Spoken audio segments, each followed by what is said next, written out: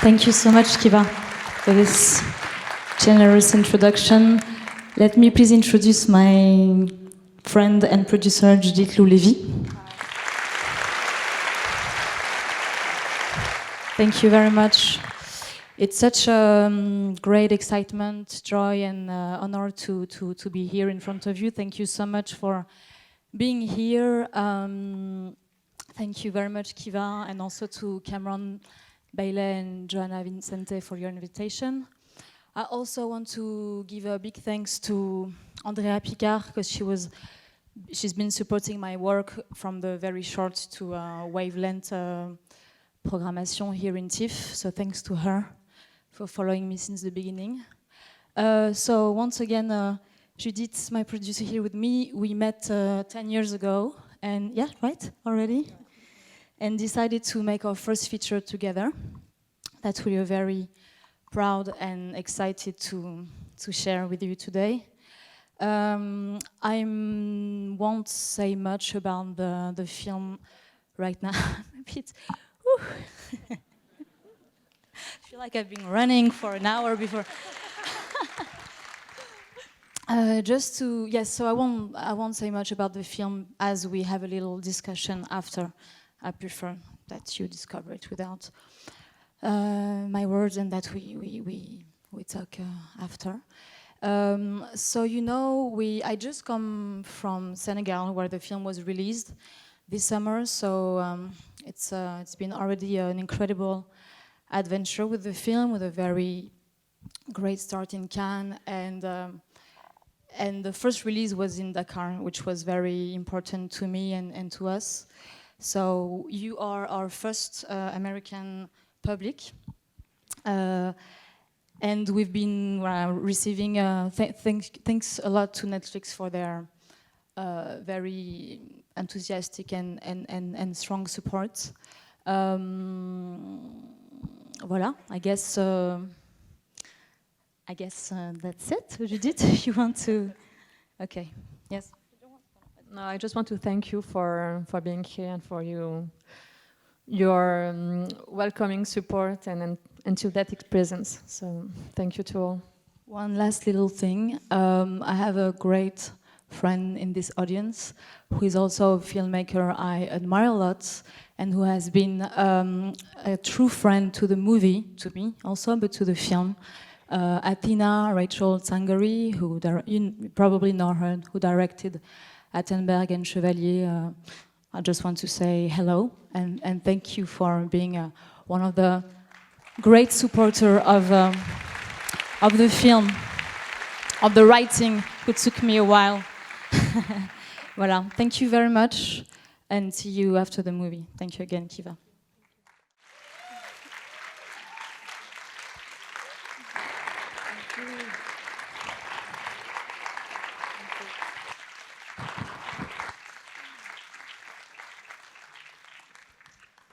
Thank you so much. Thank you very much. Oh, thank you again very much, really. I wanted to begin with a question. You mentioned your short film, Atlantiques, in 2009, that explored similar issues of migration. At this time, it was La Barcelone ou mort, ou la mort, Barcelona or bust. 10 years later, why did you want to revisit this short specifically to make your feature debut? I feel you didn't have 1 single second to breathe after the film.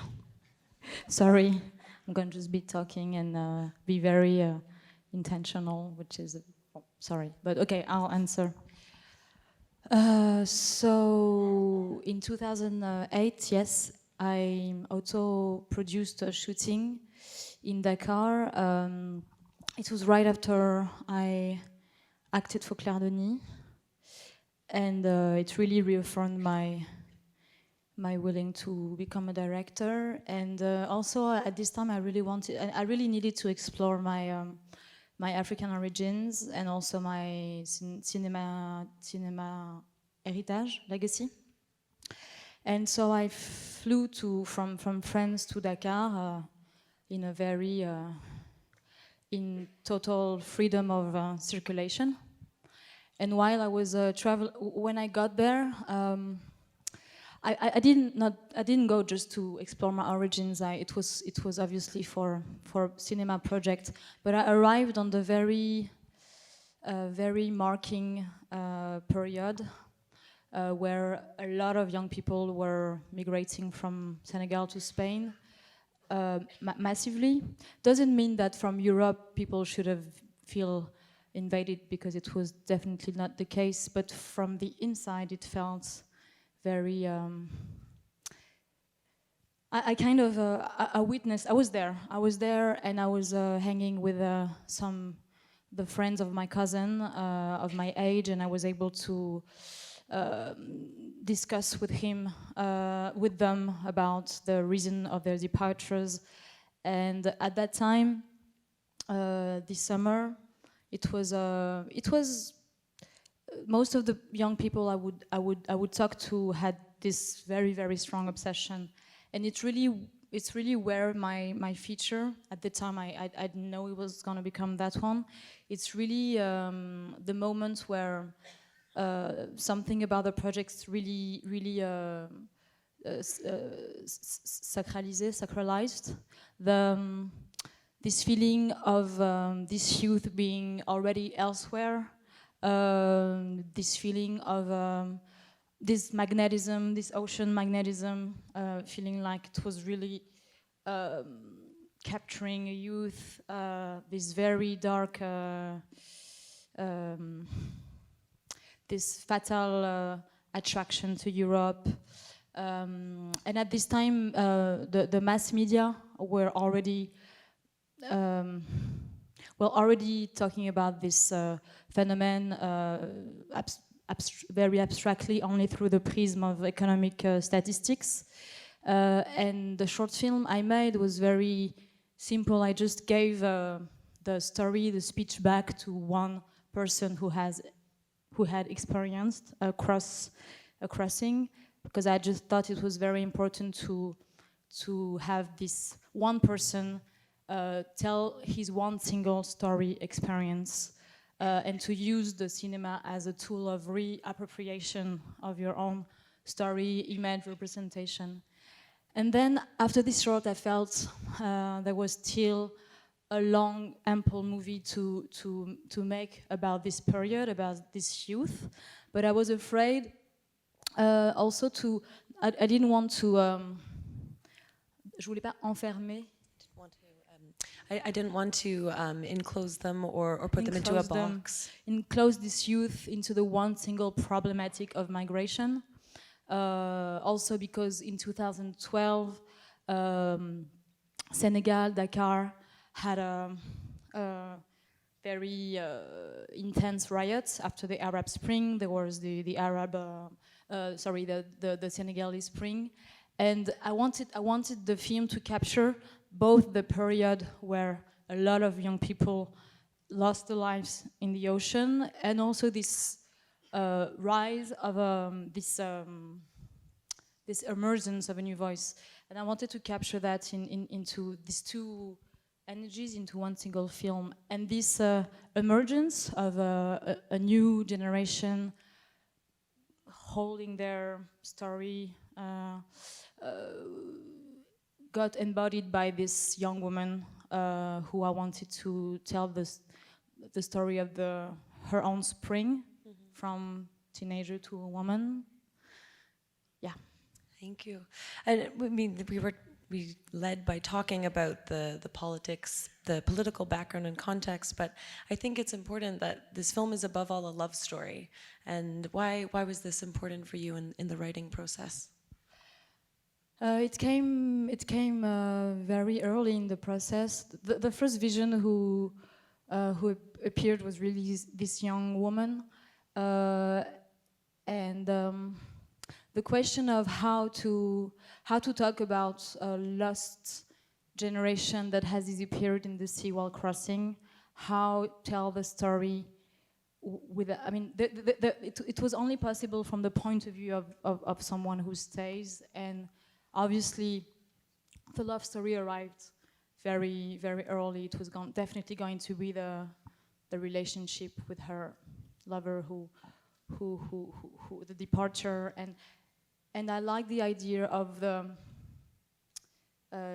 initiatic ritual of this girl taking between the departure of her lover and the coming back, and his comeback as a ghost.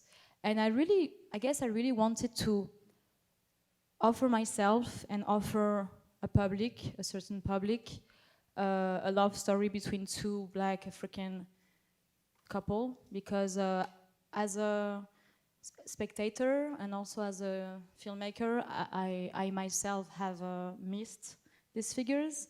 I wish there were more stories, more love stories with Black people in cinema. And I think the film I'm writing are also what I want to see as a spectator too. So yes, it's. Thank you. And the casting, the performances are absolutely incredible, and it's all first-time performances. Can you talk about this process? It's not the first time that I always kind of street cast my actors for many different reasons, but this time it was obviously because they're very young and you don't find professional actors of this age in Dakar. And I mostly wanted them to be connected, to socially be connected to what their characters defend. For example, I found Ibrahima Traoré, who plays the role of Souleiman, the lover of Ada, in a real work construction site, because I just need the actors to, I mean, for this kind of movies, I need the actors to be, the people who play the role to be connected to the social and political dimension of the character. And yes, I really need them to do more than just play a role, or I really need them to go through an experience. I mean, that they, yes, you see what I mean? Yes, yeah. Thank you so much. I would like to open it up to the audience if there are any questions. Just please raise your hand nice and high. I will also repeat the question for the benefit of people who might not have heard. Here in the front.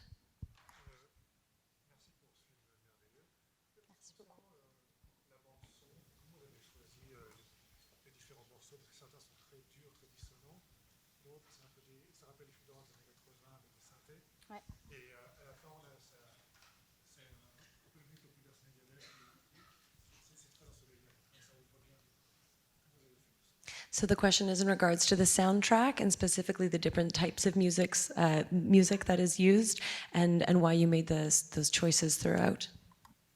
The music is from an artist I admire since 2011, which was it's her first soundtrack. Her name is Fatima Al-Qadiri. We have almost the same age, and I'm extremely proud that to have collaborated with her. She was already making cinema music without knowing it. I mean, not officially, but I've always been very inspired by her universe. And she really wanted her to make an original score, even though I've written the film with some of her existential music. It was when I met her to propose the project before I went for scouting, she gave me some material that I would not necessarily have to use for the shooting after, but just to give me some material I could get inspired while I was scouting and casting. And finally, I didn't really use at the end this material. But the collaboration was made in parallel of the montage. We were not in the same city, so it was not easy to orchestrate her. But it was quite fluid because we would define the dramaturgy of the musical moments, and she would I would do very scholar things like, she asked me to, by scenes, give her the main emotion I wanted to feel, which sound quite scholar, but at the end, it really needs to be very archetypal. So, and we exchanged like that. She would send me a proposition. We wanted something both I wanted something both, like you said, some of the atmosphere and texture reminds a certain movie, an 80s horror, not horror, but fantasy movie, which was absolutely voluntary from us. But we didn't want to sound too Western either, to find the right, because we would keep reminding that it was shot in, that to find a balance between this very, for me at least, this very, this important influence with reminding where the film was shot and finding the right balance. And it was a big challenge because Fatima's music is extremely, mental is okay, but can be also very cold and very metallic. And once I finished the shooting, I started to go through the rush with my editor. And at the beginning, I was really afraid that it was going to dominate the characters too much, to sound a little too intentional, a fantasy film, with a too intentional and obvious fantasy soundtrack on it. And so it took us a while to find the right balance between the very concrete documentary aspect of the film, but she's magic. She's extremely talented, and the collaboration went really good. Yes, I mean, I would agree with that. Thank you so much. Yes, right here.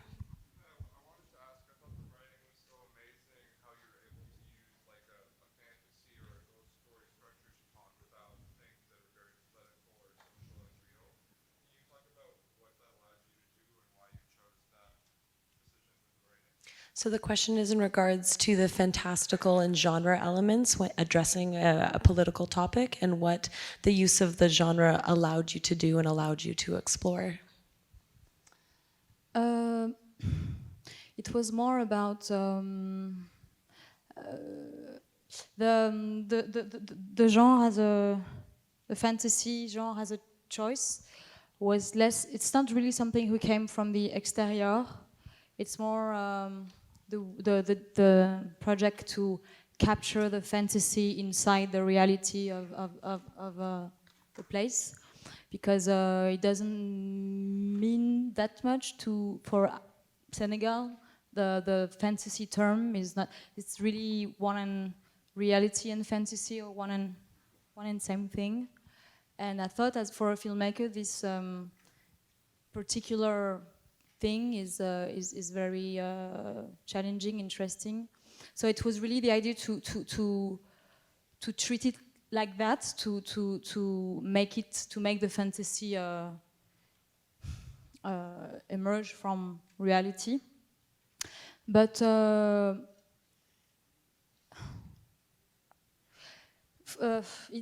for me, the project was the challenge of the project was really to intertwine all this, like the love story, the fantasy, and also la dimension polar, l'enquête, the investigation. Sorry. Yeah, the murder mystery.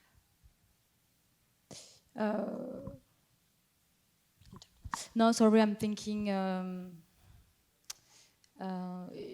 Some of the structure of the script were quite clear from the beginning, but for example, the investigation part really came from the inside mechanics of the story. For example, we needed to find a character that Souleiman would choose to possess a character that Souleiman would choose to possess, and that's how, for example, just to give you an example, the character of the investigator, the policeman, arrived. It was not, okay, we're going to have to try to mix different genres. It was not such a theoretical approach, but the character of the policeman, of the investigator, really arrived also through the necessity of the story that we were trying to build. But the most difficult challenge was to as the boy disappeared very, very soon in the story, and that we still needed to be haunted by their absence, especially Souleiman's absence. How do you get caught by a character who's only going to be there for 5 minutes and then be gone, and still feel the absence, which is now at the end mostly taken in charge by the acting, and also how does the fantasy dimension arrive only almost at the middle of the film, because I needed space to make the disparition and missing and longing part. So it was all about finding the right multi-dimension, time dimensions. There were a lot of spatio-temporel dimensions to hold in one film, which was very challenging for me for first writing. Yeah. I know there are more questions. Unfortunately, I'm getting the signal that we have to wrap up, but I do want to thank you so much. Please, a big round of applause for Mati Diop and Atlantiques. Thank you very much. Thank you. Merci beaucoup, Kiva.